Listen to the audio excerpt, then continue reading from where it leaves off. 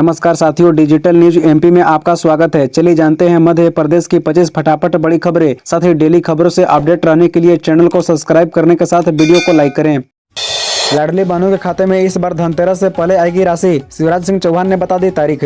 MP में लाडली बहनों के खाते में इस बार राशि आएगी या नहीं, इसे लेकर चर्चा तेज है। वहीं इस संशय पर सीएम शिवराज सिंह चौहान ने विराम लगा दिया है। यह राशि अभी तक हर महीने 10 तारीख को आती थी। सीएम शिवराज सिंह चौहान ने इस बार ऐलान किया है कि यह राशि धनतेरस से पहले बहनों के खाते में आ जाएगी।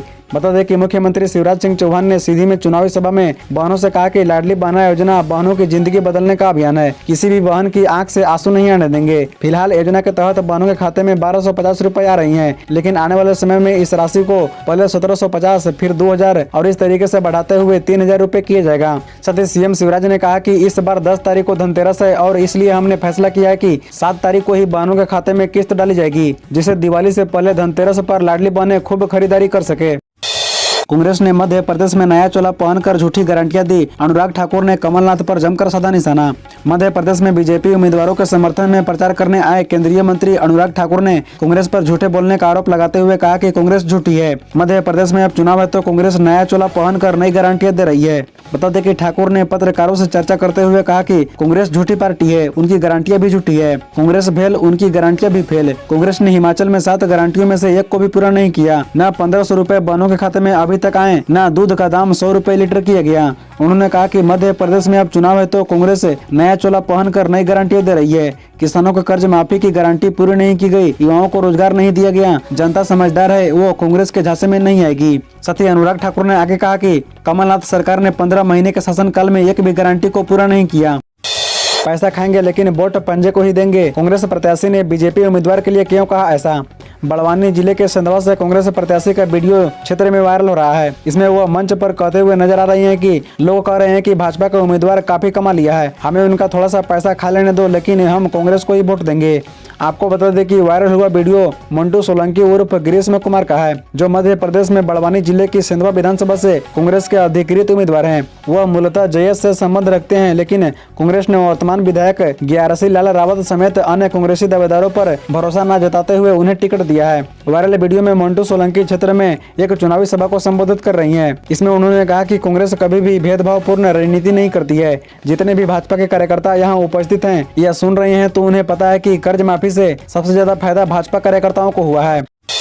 मध्य प्रदेश में नवनियुक्त प्राथमिक शिक्षकों के लिए दिवाली से पहले गुड न्यूज, खाते में जल्द आएगी पहली सैलरी। मध्य प्रदेश में नवनियुक्त 5500 प्राथमिक शिक्षकों के लिए गुड न्यूज है। दिवाली से पहले उनके लिए अच्छी खबर आई है। नियुक्ति के बाद से इन शिक्षकों को सैलरी नहीं मिल रही थी। कुछ विभागीय उलझन की वजह से इन्हें अब तक सैलरी नहीं मिली थी। अब उसे विभागीय स्तर पर ठीक कर लिया गया है। इसी के साथ ही एमपी में नवनियुक्त 5500 प्राथमिक शिक्षकों को सैलरी मिलने का रास्ता साफ हो गया है। बता दें कि विभाग के पोर्टल पर इनके पद सृजित हो गए हैं। साथ ही अब EMI-MS पोर्टल के जरिए हर ब्लॉक से जिले स्तर पर जानकारी भेज दी जाएगी। इसके बाद सभी शिक्षकों का ट्रेजरी से ID जनरेट हो जाएगा। इसके बाद ID जनरेट होने के बाद उनके खाते में पैसा चला जाएगा। महाराजा बिक गए लेकिन गरीब नहीं बिका, सिंधिया पर दिग्विजय सिंह का तंज। पूर्व मुख्यमंत्री और राज्यसभा सदस्य दिग्विजय सिंह रतलाम पहुंचे, जहां उन्होंने केंद्रीय मंत्री ज्योतिरादित्य सिंधिया पर जमकर निशाना साधा। उन्होंने कहा कि हमने सरकार बनाई तो 15 महीने में खरीद फरोख्त कर सरकार को गिरा दिया गया। बड़े बड़े राजा महाराजा बिक गए लेकिन गरीब आज भी नहीं बिका और हमारे साथ खड़ा है। शिवराज रोज झूठे वादे कर रही है, जनता सब समझ चुकी है। प्रधानमंत्री मोदी प्रदेश में ऐसे दौरे कर रही है कि वह मुख्यमंत्री बनना चाहते हैं। दरअसल आपको बता दें कि दिग्विजय सिंह रतलाम ग्रामीण विधानसभा के कांग्रेस प्रत्याशी लक्ष्मण सिंह डिंडोर के समर्थन में रविवार को गांव बिरमाला में पहुंचे थे, जहां उन्होंने चुनावी रैली को संबोधित करते हुए बीजेपी पर जमकर हमला बोला है। दिग्विजय हेलीकॉप्टर से पहुंचे थे। उनके साथ उनकी पत्नी अमृता राय व JS संरक्षक डॉक्टर आनंद राय भी थे। बता दें कि रतलाम ग्रामीण विधानसभा के प्रत्याशी रतलाम के जनपद सीओ रह चुके हैं। वर्तमान में सरकार से इस्तीफा देकर वह कांग्रेस के प्रत्याशी के रूप में मैदान में है। नरेंद्र मोदी खंडवा आए थे, आप सभी को प्रणाम कहा है, यह बात घर घर पहुंचा दीजिए। एमपी के खंडवा में प्रधानमंत्री नरेंद्र मोदी ने चुनावी सभा को संबोधित किया। उन्होंने कहा कि एमपी को कांग्रेस के चंगुल में नहीं देना है। पीएम मोदी ने कहा कि लोकसभा चुनाव में एमपी से ट्रैक्टर में भरकर पैसा जाता है। केंद्र में जब इनकी सरकार थी तो घोटाले की भरमार थी। पीएम मोदी ने कहा कि ये हर राज्य के ये लोग लालच की निगाह से देखते हैं। उन्होंने कहा कि कांग्रेस सुधरी नहीं है, यह पहले से भी ज्यादा भूखे हो गई है। बता दें कि प्रधानमंत्री ने नौजवानों से अपील की है कि आप इनके झांसे में मत आना। आप अपने माता पिता से पूछना कि इन्होंने एमपी का कैसा हाल बना दिया था। कांग्रेस नौजवानों के दुश्मन है। मैं हर माता पिता से कहता हूं कि आप अपने बच्चों को बताएं कि उन्होंने एमपी में कैसी मुसीबतें झेली है। साथ ही आपको बता दें कि प्रधानमंत्री ने कहा कि युवाओं को इससे बहुत मदद मिलेगी। नौजवानों को भाग्य तय करने के लिए वोट डालना है। सरकार बनते ही सबसे पहले किन 2 फाइलों को साइन करेंगे कमलनाथ, महिलाओं को पत्र में क्या लिखा। मध्य प्रदेश में अब से कुछ दिन बाद ही वोटिंग शुरू होने वाली है। प्रदेश की दोनों बड़ी पार्टियां इस रण में जीतने के लिए जोर आजमाइश कर रही है। एक तरफ बीजेपी की ओर से पीएम मोदी और केंद्र के बड़े चेहरे एमपी में कमान संभाले हुए हैं। दूसरी ओर राहुल गांधी और प्रियंका वाड्रा गांधी सरकार को घेरने में लगे हुए हैं। एमपी के सत्ता पर कौन काबिज होगा ये तो 3 दिसंबर को चुनाव परिणाम आने पर पता चलेगा। लेकिन उससे पहले दोनों पार्टियों के बड़े नेता जनता को रुझाने की कोशिश में है। इसी कोशिश के चलते पूर्व मुख्यमंत्री कमलनाथ ने 2 बड़े ऐलान किए हैं। उन्होंने एक्स पर लिखा कि उनकी सरकार के सत्ता में आते ही सबसे पहले 1500 रुपए महीने वाली नारी सम्मान योजना की फाइल पर साइन होंगे। इसके अलावा राजस्थान की तर्ज पर प्रदेश के हर नागरिक के लिए इलाज का अधिकार देने का ऐलान किया है। अंगदान को बढ़ावा देने के लिए जो भी व्यक्ति अंगदान करेगा उसका अंतिम संस्कार राजकीय सम्मान के साथ किया जाएगा। कमलनाथ ने अखिलेश यादव को दिया बड़ा झटका, सपा उम्मीदवार को दिला दी कांग्रेस की सदस्यता। मध्य प्रदेश विधानसभा चुनाव के लिए 17 नवंबर को वोटिंग होनी है। चुनाव के लिए सभी उम्मीदवार जमकर प्रचार कर रही हैं, लेकिन अखिलेश यादव को बड़ा झटका लगा है। एमपी चुनाव से पहले इंडिया गठबंधन में मनमुटाव की खबरों के बीच प्रदेश कांग्रेस अध्यक्ष कमलनाथ ने अखिलेश यादव को बड़ा झटका दिया है। बालाघाट जिले की कटंगी सीट से समाजवादी पार्टी के उम्मीदवार महेश सहारे ने कांग्रेस की सदस्यता ग्रहण कर ली। बता दें कि महेश सहारे उम्मीदवार होने के साथ साथ समाजवादी पार्टी के बालाघाट जिला अध्यक्ष भी थे। आपको बता दें कि कांग्रेस से गठबंधन को लेकर अखिलेश यादव हमला बोल चुके हैं। इंडिया गठबंधन का हिस्सा होते हुए ही अखिलेश यादव की पार्टी एमपी में कांग्रेस के खिलाफ चुनाव लड़ रही है। साथ ही अखिलेश यादव कांग्रेस के खिलाफ लगातार हमला बोल चुके हैं।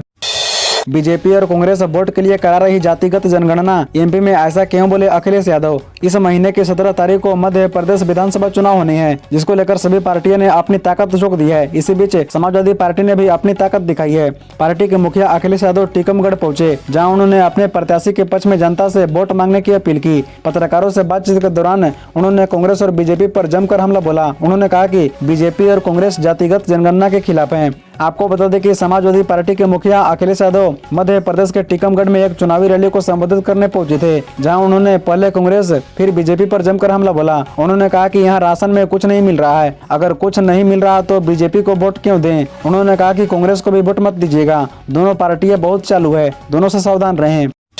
खरगोन में कांग्रेस उम्मीदवार ने पंचायत भवन में खोल दी मोहब्बत की दुकान, फिर लगाना पड़ गया ताला। जानिए पूरा मामला।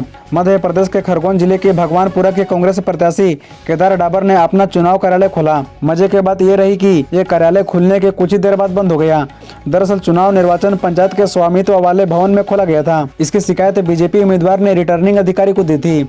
बता दें कि भगवानपुरा के भाजपा प्रत्याशी चंद्र सिंह वासकेले के अभिकर्ता भागीरथ बडोले ने रिटर्निंग अधिकारी को एक शिकायत दी थी। इसमें उन्होंने बताया था कि सेवांग कस्बे में कांग्रेस प्रत्याशी केदार डाबर ने एक बस स्टैंड पर अहिल्याबाई धर्मशाला को अपना चुनाव कार्यालय प्रारंभ किया है। ये जमीन ग्राम पंचायत सेवांग के पंचायत रिकॉर्ड में शासकीय भूमि के रूप में दर्ज है। इस तरह के भवन को किसी भी राजनीतिक पार्टी के चुनाव कार्यालय के संचालन हेतु नहीं दिया जा सकता है। साथ ही बीजेपी उम्मीदवार ने आदर्श आचार संहिता के उल्लंघन का हवाला देते हुए कांग्रेस प्रत्याशी को आयोग घोषित किए जाने की भी मांग की थी। भाजपा ने पार्टी नेता संदीप दयमा को निकाला, गुरुद्वारों और मस्जिदों पर दिया था बयान। राजस्थान भाजपा के नेता संदीप दयमा की मुश्किलें बढ़ गई है। भाजपा ने राजस्थान के तियारा विधानसभा क्षेत्र में एक रैली के दौरान गुरुद्वारों और मस्जिदों पर विवादास्पद बयान देने के मामले में पार्टी नेता संदीप दयमा को निष्कासित कर दिया है। एएनआई की रिपोर्ट के मुताबिक राजस्थान बीजेपी ने पार्टी नेता संदीप दयमा को पार्टी की विचारधारा के विपरीत बयान देने के आरोप में पार्टी की प्राथमिक सदस्यता से निष्कासित कर दिया है। आपको बता दें कि राजस्थान भाजपा के अनुशासन समिति के अध्यक्ष ओंकार सिंह लाखावाल ने कहा कि पार्टी की विचारधारा के खिलाफ बयान देने के मामले में प्रदेश अध्यक्ष के निर्देश पर संदीप दयमा को पार्टी से निष्कासित कर दिया गया है। 25 नवंबर को राजस्थान विधानसभा चुनाव के लिए भाजपा उम्मीदवार बाबा बालकनाथ ने नामांकन पत्र दाखिल करने के दौरान तिजारा में लोगों के बीच दयमा के बयान की तीखी आलोचना की जा रही थी। देश में इस वजह से 10 दिन देर से लगा था लॉकडाउन। कांग्रेस नेता जयराम रमेश ने बीजेपी पर लगाया बड़ा आरोप।